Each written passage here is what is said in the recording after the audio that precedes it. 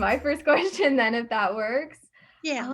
And this is kind of a big one. I was just gonna ask if you could give me like the briefest possible like overview of your life, like the bullet points, maybe like the places you've lived and like the different careers you've had, just like the very basis of you so that I can get kind of a big picture. Oh, okay. Um, well, I'm going to be 70 this year, so I've been around for quite a while. When I was growing up in the 50s, my dad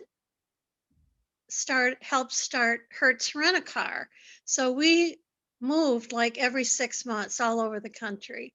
So I've lived in a lot of different places, and I think that really helped me um, in later years because it helped me become flexible, and it had a real impact on my life. Anyway, we moved back to Chicago, um, and my mother said she was tired of like living like a gypsy, so we moved back to Chicago and put our roots down there again, and and I stayed there through high school. Now, high school, I didn't want to, after 2 years, I just wanted to quit. I just didn't like it. And I didn't feel like I was learning anything. That's why I would like take off and go to the library all day. And so I walked into to the principal's office one day and said, "Well, I just want you to know I'm quitting." And I'd never been in the principal's office, so he didn't know who the heck I was. And he said, "Well, I'll tell you what, come back in 4 weeks. If you still want to quit, I might have um, another option for you." I said, "Okay." So I came back in 4 weeks. I still wanted to quit. And he said, "Well, how would you like to go to nursing school half a day and high school half a day?" I said, "That sounds good to me." So I did. I started nursing school when I was 16. And when I finished nursing school, it was LPN program, licensed practical nurse program. And I finished that. I worked as an LPN for the summer, and then I went to Cook County Hospital in Chicago. Um, my parents were not happy with that. It was a predominantly um, African American hospital, and they didn't like the neighborhood. And my mother even went as far to say, "Well, if you go there, I'm never going to visit you." And she never did. I would go home and see her. But I finished that, and the day after, my senior year in nursing school, I met a man and fell in love with him, and he was from England. And so the day after I finished nursing school, moved to England, um, got married in the Beverly Minster up in Yorkshire. And he was a doctor, and we worked. Ended up moving back when we got married there, but we actually lived in London, and I worked at King's College Hospital. And I stayed there a few years and came back to the States, and I ended up divorcing him and um, was single again for about 10 years, worked in a lot of different hospitals. I became a director of nursing. Um, I was always into like, get a better job, make more money, get a better job, make more money. I wouldn't recommend that. I ended up at the top of my field in a job that I didn't like, you know. But anyway, I'm not keeping this very brief. I ended up remarrying. Um, and I had a son when I was I had him when I was like 37. And so um, I moved to Iowa when he was 2.5, and he's like going to be 33 this year. And he went to the University of Iowa. He got married, and I just moved here this year during COVID, and because my son got married and he lives in Cedar Rapids with his wife, and they had a baby. So my grandson was born a year ago, February 13th. He'll be one soon. And I just moved here to be closer to him and my son and his wife. My other family is out of state, and my parents are dead now. Um, so it's kind of a new chapter. So that's kind of it in a nutshell. Great. So well said. Thank you. Anyway, so I like that question. Can I turn it around and have you answer the same one? Sure. Yeah, I'll have like a much worse answer because like it's all kind of a blur when you're really young and haven't lived that much. But yeah, so like I said, I was born in London and it was kind of like a right place, right time situation. My parents just happened to live there. We're not like British of like British descent at all. My dad had a job there and my mom like had just moved there kind of along with my dad and quit her job to move there and kind of be a mom. So yeah, I lived there for around 3 years and I really don't remember it very much at all. I kind of remember like going to ballet class and like getting cookies after daycare, but like nothing of substance. I don't remember like the London Eye or like anything cool that I wish I remembered. Yeah, when I was little, I got to travel around a lot of cool places in Europe too. Kind of like Paris and like all the cool cities. And of course, I don't remember any of it, but I have like pictures there. So at least I have that for I've never been back since, so I miss it, but hoping that I can go sometime after graduation when COVID's over. But yeah, when I was around 4, then we moved to a little bit outside the Washington, D.C. area because that's where my parents had lived before they moved to London. And I think they wanted me to grow up in the States maybe and be a little bit closer to their families. So yeah, we lived in Reston, Virginia, which is like 20 minutes outside of D.C. Yeah, that's where I went preschool and elementary school, and I really loved the city of DC. It's still like my favorite city and I'm trying to go to college there. I just love like the history and all the museums, and so that was like a really big part of my upbringing, like going into downtown DC. Oh, sorry, it says my internet is bad. If I'm cutting out, I apologize. um but yeah, so like I went to the Natural History Museum for like every school field trip, and so that kind of being near the city was a big part of my growing up kind of in that area. And yeah, in elementary school, I'd say I was like pretty studious as much as you can be when you're in like, I don't know, first through sixth grade, but I really enjoyed school. I kind of floated around friend groups a lot. I never had like a really good group of like solid elementary school friends, but I feel like that's kind of how it always goes. But yeah, like those years I don't remember a whole lot. It's all kind of crazy when you're that age. But yeah, and then when I was in fifth grade, my family moved here to Iowa City because this is where my mom's parents live, and my grandma has multiple sclerosis. So we wanted to be closer to her as she was kind of getting more into that disease and be needing more help. So this is where I've done like sixth grade through now I'm a senior in high school. And I really enjoyed living here as much as you maybe think that like Washington, D.C. is a cooler city than Iowa City. There's like honestly like a lot more culture here than like the small suburb where I lived. It was like, I don't know, very like homogenous and like not a whole lot of like, yeah, like cultural diversity. And so here there's a lot more like of an arts scene, obviously being a college town, a lot more cool opportunities than there were where I used to live. So I've really enjoyed it here. And since I've been in high school, I've like really kind of found a lot of like my passions in life. I'm like someone who really enjoys high school and kind of, yeah, I know some people have like a bad experience, but I've really liked it. So some things I found that I enjoy to do is journalism, which is kind of how I ended up here because my advisor told me about this opportunity. But yeah, I'm the online editor in chief of my school newspaper. So that's kind of what takes up the brunt of my time. And then outside of school, I actually do a lot of work in like different nursing and retirement communities.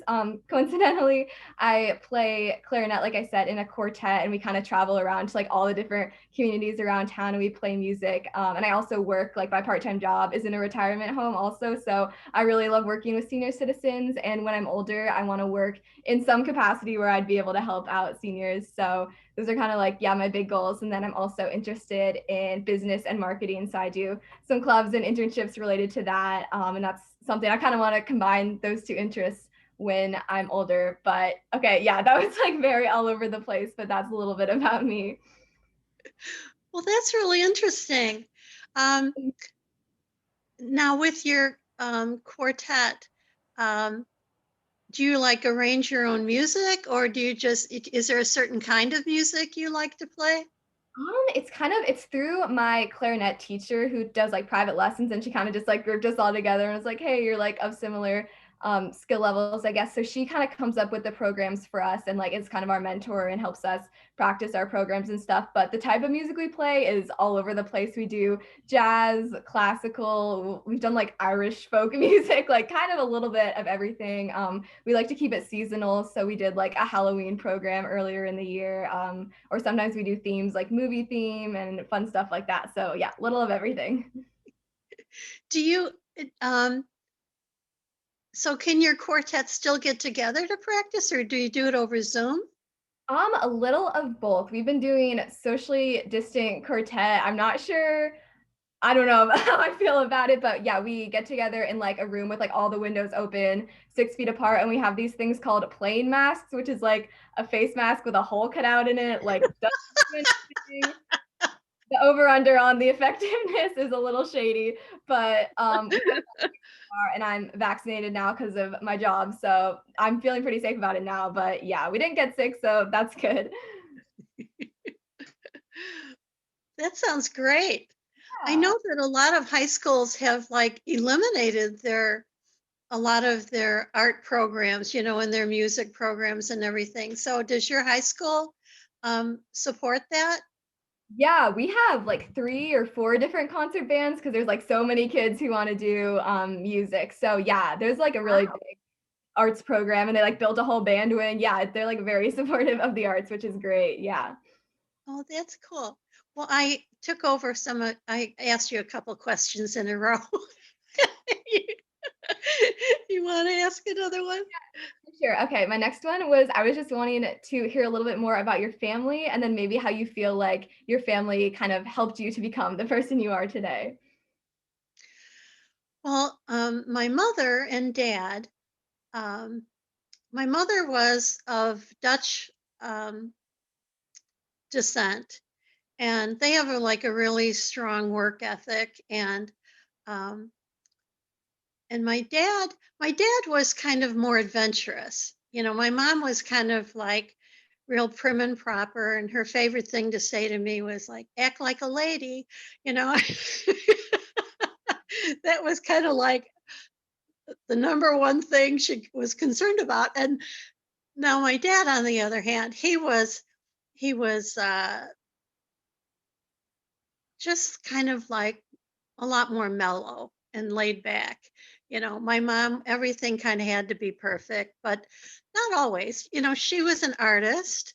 I have a lot of her oil paintings, and some she liked to copy some of the masters. So some of them are kind of like copies of like the girl with the pearl earring, and she, but she had a lot of original ones. And the one thing I remember, she always um, encouraged me to be creative, no matter what way I wanted to display that. And I remember one time I like locked myself in my bedroom, and they didn't know, my parents didn't know what I was doing. And I painted this mural on the whole wall in my bedroom. And I was in there for hours. And it was the tree of life is what I called it. And it was just this big giant tree in different colors and what have you. And when I was finally done, I invited my parents into the room and they really liked it. And it just gave me encouragement. Um, Now there was another time I decided, when all my friends were like putting blonde highlights in their hair and and dyeing their hair blonde. I decided to go black, and I bought this dye. Didn't tell them what I was doing. Went in the bathroom, made a holy mess, and I came out, and my hair was long like yours. And I mean, it was so bad. I would walk down the street, my friends wouldn't even recognize me. It was just a real fiasco. And my parents didn't get that upset. But they were more upset that I made such a horrendous mess, you know. But they they were very um, relaxed. You know, I have an older sister, Donna, who actually lives in Maryland, Silver Spring, Maryland. So I've been to Washington and what have you. I know that area too. And, but I think that they were, in our family, education was a family value. So I went on, and after nursing school, I got a bachelor's in psych and a master's degree in psych. And so education has always been really important to me also. And so they inspired me in that way. They always had my back. When I decided to move to England, um, they didn't try to hinder my plan or anything, even though they knew I would probably not see them very often. But so they were very supportive. I think our family atmosphere. I always focus on that in a family. What's the atmosphere in your family? Is it peaceful? Is it chaotic? Is it frenetic? Is it, violent? It can be so many things. I grew up in a very um, peaceful atmosphere. It was a very safe place. I could invite friends over. We didn't have any like deep dark family secrets that um, I mean, I think every family does, but um, it was kind of those were the deep dark family secrets really had to do with outside family members, like uncles and weird uncles and stuff like that. It wasn't, thank God, in my family. And but the weird thing is they never fought, which can be a problem in itself. I think it's really healthy for people to learn how to fight fairly and know that at the end of a fight, you can still be friends. You might just have a different opinion about something, but I think it's important to be able to have an opposing opinion and to say it openly.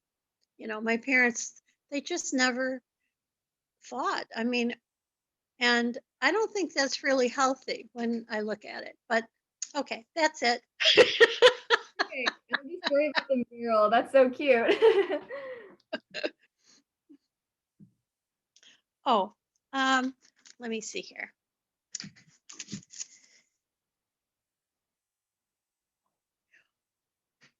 Do you have any future plans after high school? Um, yeah, still kind of working on it. Waiting to hear back from like colleges and stuff. But yeah, I definitely want to go to college to study business in some capacity. So like maybe econ, like maybe marketing. I'm not sure exactly where I want to focus. But then after that, kind of like I said, I want to find some way to combine like social justice or like community service and business in some capacity. So I don't know whether that's like working at a nonprofit or like a startup or something like that. I'm really interested in like smaller like developing companies, and then yeah, like I said, working in community service. So yeah, doing that in some capacity. That's kind of my plans, but not sure exactly how I'll get there quite yet. Well, I know with everything so uncertain, a lot of people are um, putting off college because they don't know if their colleges will even be open when they want to go, and some people learn well in Zoom classes, but other people don't. So I know that there's such a uncertainty about the future. But what colleges have you applied for?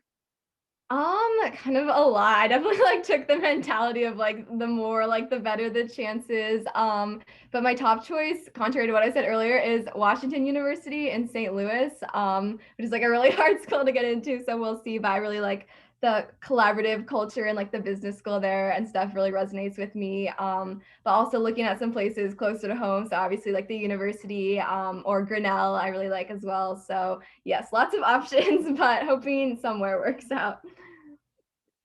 You must be a really good manager of your time to be able to go to school and pursue your music and be an editor of your paper. I wanted to ask you a little bit about the paper because I'm a writer also. I love writing, and I didn't do it for many years while I was working. But then when I retired, um, I was a psychiatric nurse for like over 50 years, but and I had my own private practice and what have you. But I didn't write hardly at all during that time. So since I retired, I started taking writing classes. In fact, I'm in one now out of Chicago, and we do it on Zoom. 7 weeks and 7 writers it is, so it's been fun. But I was wondering, do you write for the newspaper too, or are you like more on the management side of it?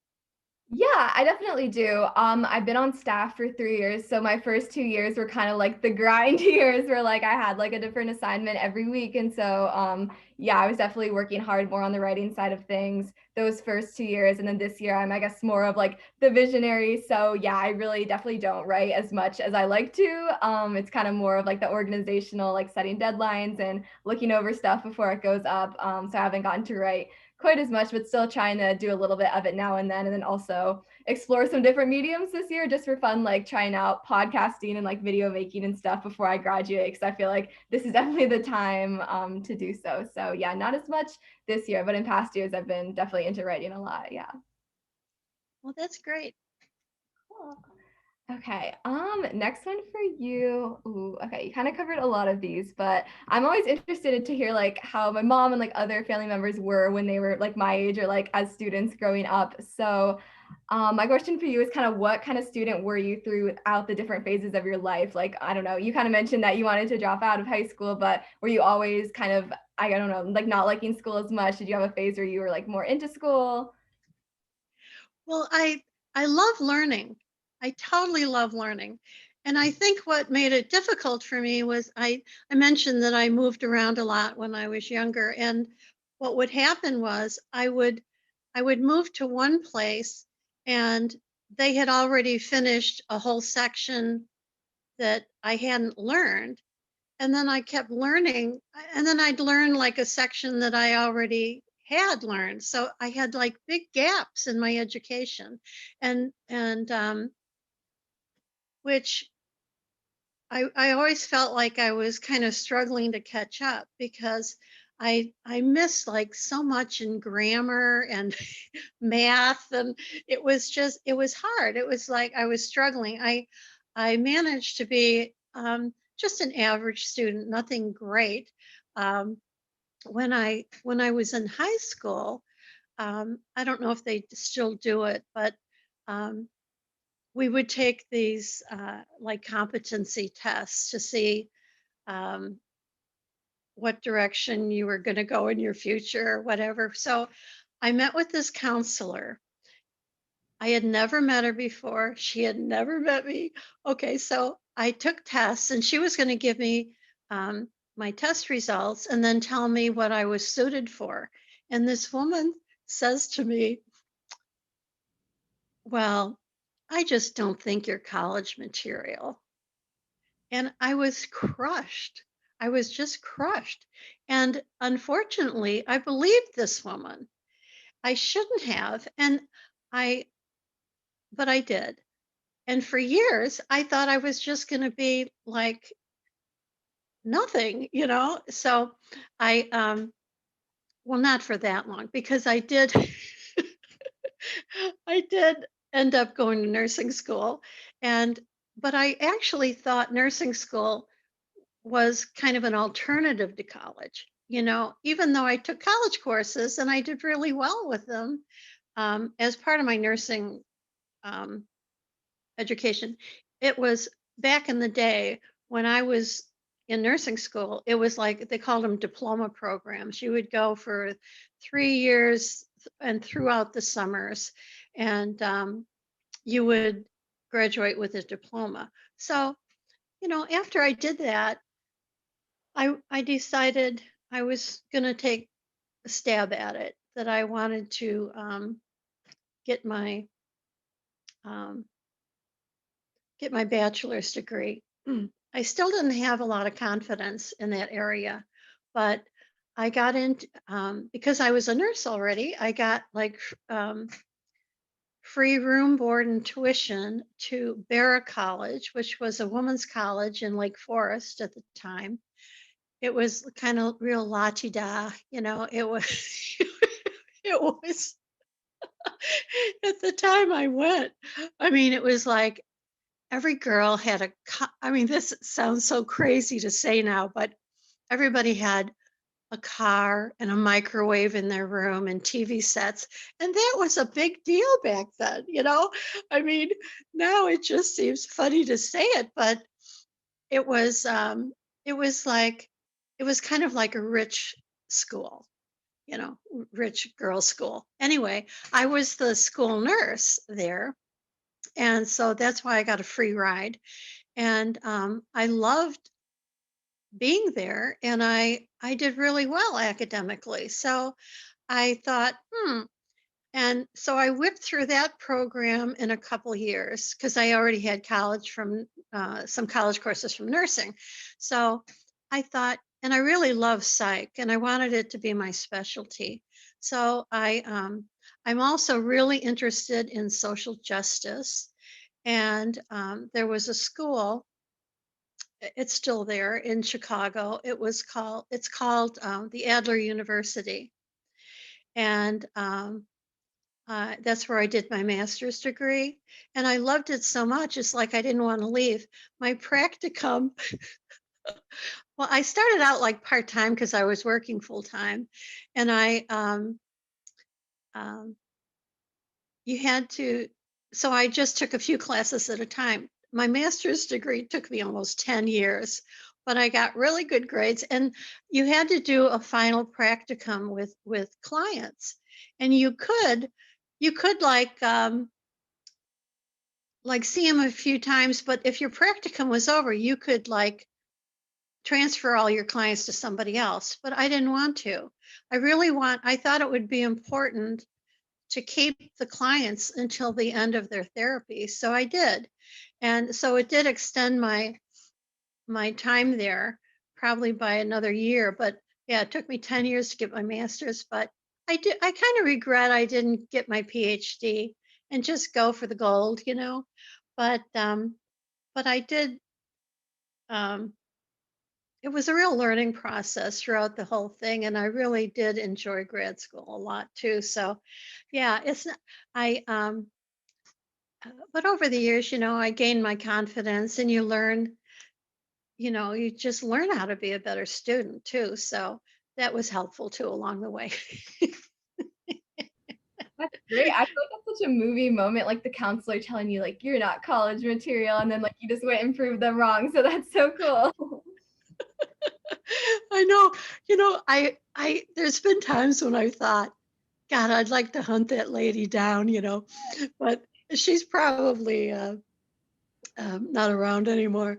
But yeah, it's interesting that you really have to. I learned a valuable lesson, that um, and it took me a long time to figure it out, but that you really have to go with your gut and your own instinct, you know, and and um, and believe in yourself, and hopefully you'll have other people that believe in you too and encourage you along the way. But yeah, she really stomped on my dream for, and I just thought, God, I just remember thinking, it was like it was yesterday. It was like, I'm sitting there thinking, well, I don't have a future doing anything. It was just, it was, it was difficult. But unfortunately, I mean, fortunately, it wasn't true. So, you For know, sure. but that was a challenge. Mhm. Well, speaking of challenges, what do you think your biggest challenge has been during COVID? Oh my gosh. I feel like it's just been like learning when to take a break and learning to go easy on yourself because I feel like it's so easy when you have all this free time to be like, oh, it's not right for me to take a break right now because isn't this whole time a break? And like, I don't know, like, yes, I'm home all the time and I'm like, I don't know, not like out and about and like hustling and bustling and stuff like that. You should be like relaxed all the time. But I think that's like so untrue. And actually, like, I don't know, you're kind of more plugged in right now than ever because like people can contact you all the time because like your home is now your school and your workplace and everything all in one. So yeah, I think I've just had to learn to just go easy on myself and understand that even though like I'm home and like things can be considered a little bit easier right now than they were before, like that doesn't mean that I don't know, I don't deserve a break every once in a while. So that's been an important one. Um, is it hard being with your family all the time? Ooh, it definitely can be. For me, it's been good. I just live with my mom, so it's just us two. So we definitely are able to kind of like retreat into like our corners, and it's not like a super crowded house, so we don't step on each other's feet too much. And like I'm on school, like on Zoom all day, and then she's on like her work calls all day. So it's kind of like the same as it was when I was at school and she was at work. Like we don't really talk at all day, and then we like reconnect over dinner. So it hasn't been too bad at all. But there are definitely times where it's like I just like distance would make the heart grow fonder in this situation. So sometimes it's a challenge, but it's been pretty good for the most part. Oh, that's good. Yes, for sure. Okay. Ooh, let me see. There's so many things I could ask. Okay. Ooh, I would be interested to kind of hear. I wrote down like what historic events defined your childhood, but really like what historic events define like different periods of your life and which things like really stick out to you as being like impactful. I didn't hear the last word. It's being Just what? like that stick out to you as being impactful and that maybe like had a profound impact on you at the time. Oh, okay. Um, well, I grew up at a time when there were all sorts of people getting assassinated. It was, Malcolm X and Martin Luther King and Kennedy and then his brother. And it just seemed like um, it was just a horrible period in time that it was like all these good people are just getting wiped out, and when I think that really did stick with me because um, when Barack Obama was running for president, I really liked him. I was afraid to vote for him because I thought somebody'd kill him, and I really had to sit down and have like heart to heart talks with myself and say, well, who do you want to be president? Barack Obama, and it's like, well, if people don't vote for him just because they're afraid something's going to happen to him, that's not fair, I mean, to him. But it was a real struggle, and I did vote for him. I am so thankful that nothing happened to him. I thought he was a fabulous president, and I love music. And the first, I think it was like the first group to come and play for them or sing for them was a group called Sweet Honey in the Rock. And they're kind of a well, they're eclectic, but they do a lot of gospel songs and they're really a great group. And I had seen them several times at the Women's Music Festival in Michigan. I used to go to that, and unfortunately, after its 40th year, um, it's no longer. They discontinued it. But yeah, so Sweet Honey in the Rock, when they were the first group at the White House, I was like, yay! you know. Anyway, I thought he was a great president. I I am so grateful that he had, you know, his turn in the White House, and I think he had a wonderful impact on our country. And then the other thing that, I mean, the civil rights movement in its entirety impacted me a lot. Um, my best friend in high school and I used to go to Operation Push, and we were um, I mean, it was a predominantly black group at that time, and like she and I were like we were like the token white girls, you know. It was kind of funny, and but we were very into civil rights, and we started like a civil rights group at our high school, and to this day, now she works for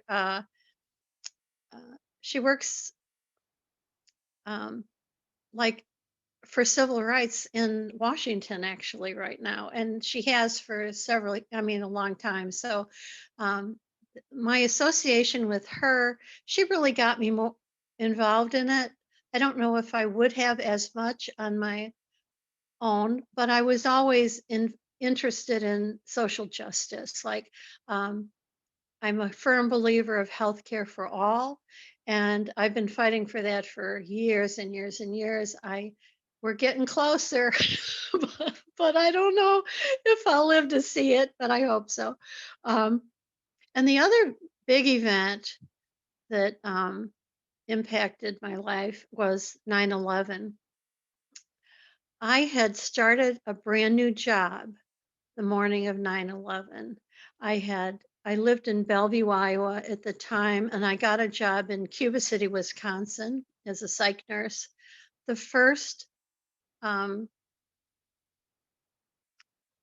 okay, I'm there my first day. I got there at like 7 o'clock. We had a TV on in the day room for the patients and they were watching. So when the first tower got hit, everybody, I mean, everybody like circled around the TV, and and then when the second tower hit, all I wanted to do was go home. I wanted to like find my son, he was in daycare, grab him and go home, but I thought, well, I'll lose my job my first day, but I couldn't learn anything either. I was supposed to be like in training on the job the first day, and s- we watched TV all day. I mean, it was just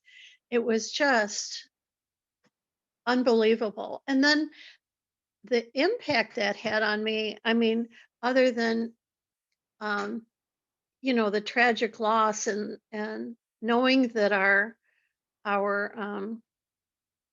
country could be actually terrorized, it you really lost the sense of security that you always had, because those kind of things always happened in other places.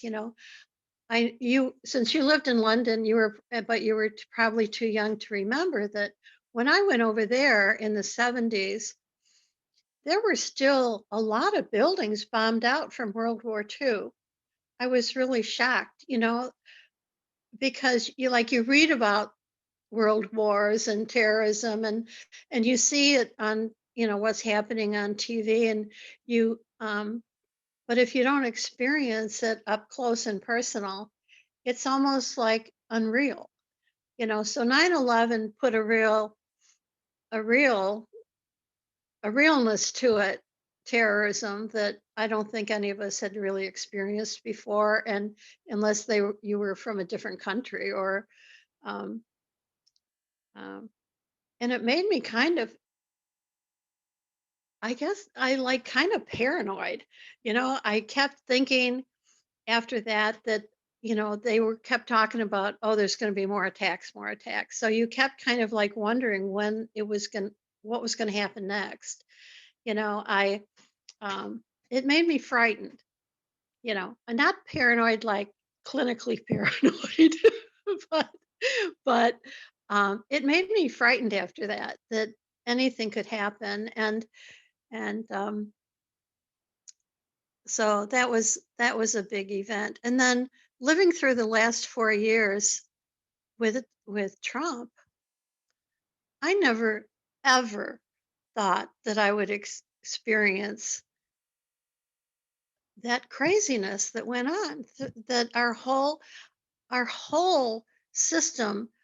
I mean, our whole idea of the role of a president and um, the media in terms of what is being covered and what isn't being covered, and the frenzy that went on for 4 years. And I probably shouldn't speak politics, but um, that was a huge. I'll never take our democracy for granted again, ever.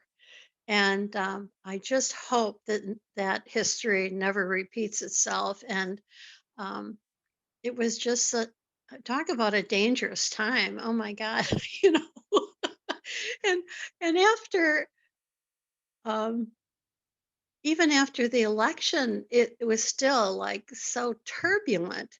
And I really, you couldn't figure out in your head or rational or in a reasonable way figure out what was really going to happen next.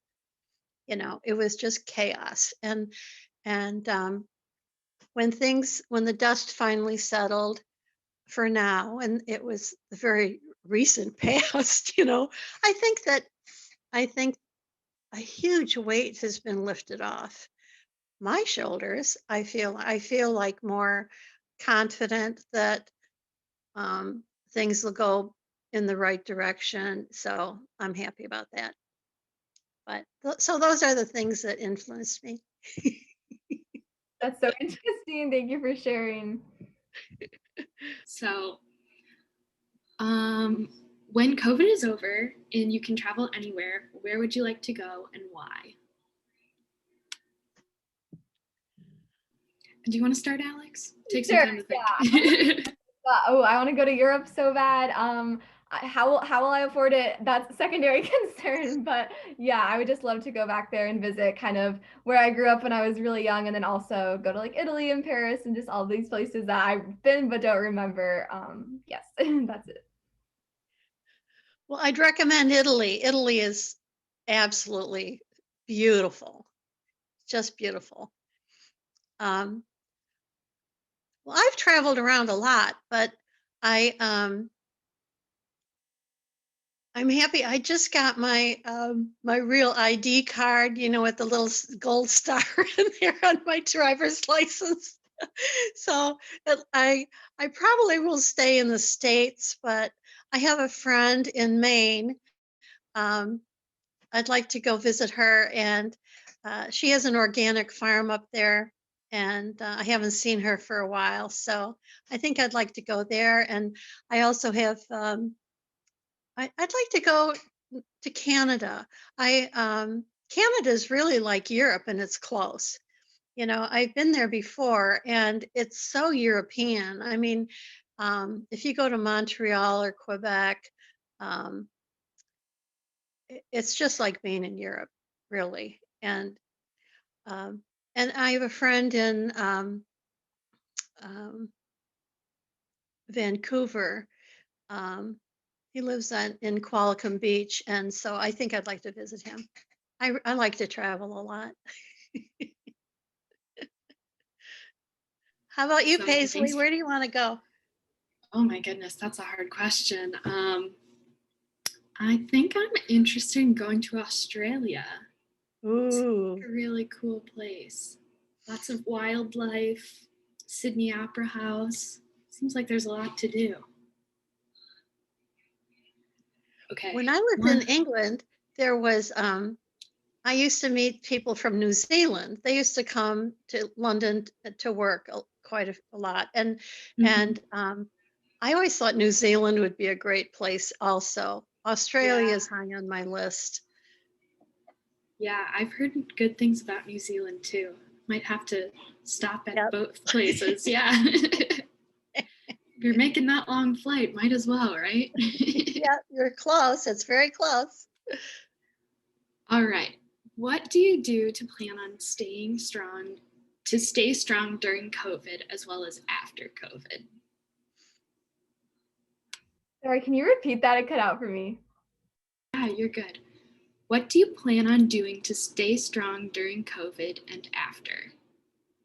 Ooh, okay. I think it's just like be close with your friends and family. It's like all you really can do. And I think like this time has shown that like life is so precious and you just gotta like seize the moment. So I think just yeah, maintaining that closeness, whether virtually or in person with family and friends, and then also just like taking every opportunity and like seizing the day. That's like very generic, but I think like yeah, this time has showed us that it's very valuable. I I've been following like the COVID, the recommendations from the Center of for Disease Control since this thing started, and I'm going to continue to do so. This morning, I got a notification from the University of Iowa asking if I wanted to get the vaccine, and I said, yeah. What they do is they can't guarantee a day or time yet. They're just taking your name, and they'll as they get the vaccine, they'll pick randomly from the names, and so basically I'm on a waiting list, but I am going to get vaccinated. Um, I kind of hope it's not the Johnson and Johnson one, but I'm sure if that's what they're offering, I don't think it. Well, I'll wait and see, but I would prefer one of the others to that one. Um, but I am encouraging people to get vaccinated, and so I'm going to do that. And I'm um, I'm staying in for a lot longer periods than I normally would, and I only go out for essential things. I I try to like limit my time in grocery stores and stuff like that, and my bubble is basically my son and his wife and my grandson. And I do get together with them every couple weeks, but I was supposed to this past Sunday and I had kind of a cold, and so I canceled it. As much as I wanted to see him, I want to be safe and keep them safe too. And so I um, I moved during COVID, which was a really weird experience, and I haven't really made any friends since I um, moved here because everybody's staying in their apartments, and so I've seen like three people here, and I've been here since August, just even to say hello to. So I am in touch with my friends more from Chicago than I am here, and I'm just want to keep myself busy, which is why I signed up to do this because I really like intergenerational activities. When I lived in Chicago, I lived in a senior building for 6 years, and I didn't really, I they did have intergenerational dinners and some activities you could get involved in that way. So I did do that, and that was really a lot of fun. But when I moved here, I purposely decided not to move into a senior building. So I'm in a um, like a regular um, multifamily building. So I hope when COVID is over, I'll get to meet some of the families here and some of the kids that live here too. So that's what I'm doing.